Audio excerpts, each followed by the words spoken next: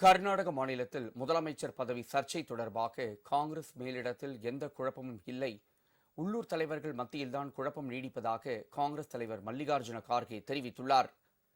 கர்நாடக மாநிலம் கலாபுர்கியில் செய்தியாளர்களிடம் பேசிய அவர், கர்நாடக காங்கிரஸ் கட்சிக்குள் நிலவும் பூசலை மறைமுகமாக குறிப்பிட்டதுடன் காங்கிரசின் வெற்றிக்கு எந்தவொரு தனிநபரும் சொந்தம் கொண்டாட முடியாது என்று கூறினார்.